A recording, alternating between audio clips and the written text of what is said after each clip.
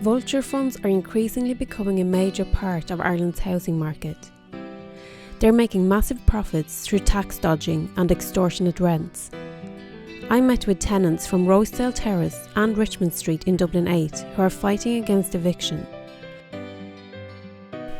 Well, it's very hard. Like, let's say if we have to move, there's actually no place where to go, and the rent.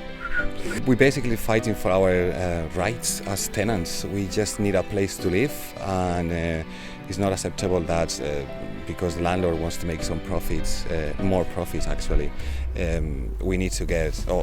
are in risk of eviction. It's just completely unacceptable. We have no other place to go to. We can't find any other apartments for the same price, for the price that we pay at the moment. The eviction determination notice was deemed invalid, but the landlord came back and we received, some of us received yesterday a new appointment for the next beginning of September.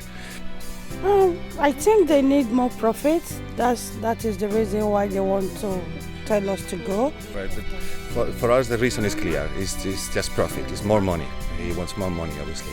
The reason is substantial renovations. So it's another example, clear example of the lately so-called evictions. Like, we got a notice from the previous landlord that this property has been sold to a property management company. And then we got another letter from the property management company. They took over this property and they want to meet by person. And then back in November we got another termination letter. Then we have to leave in, I think, 3 months time they gave us. So the termination letter was never valid. So they came before that, week before, in Wednesday. So they came inside the flat.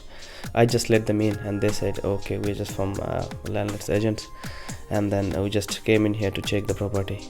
We have to make sure that everything is fine.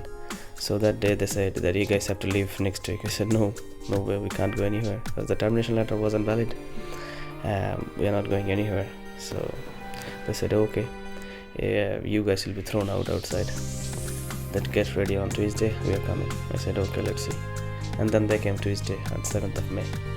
And everything was in video. Whatever you could do that time, recorded in video. So I had me and this brother of mine, we had a little bit argument with them. And then, they came finally inside the flat. And then rip all the doors, even the toilet door, wardrobe door.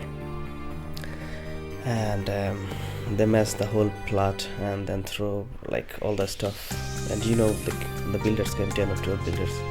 So they just, it wasn't 5 minutes, they messed everything. And then we called guards, they didn't help.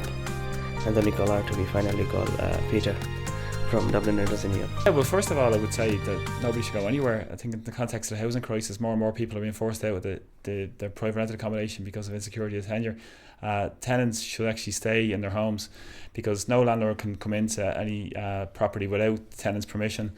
Even if it is your termination date, they have to go back to the RTB to get an enforcement notice, and then it would probably go to the district court beyond that. So that could take a good number of months before it actually comes to the stage that anybody can enter your property.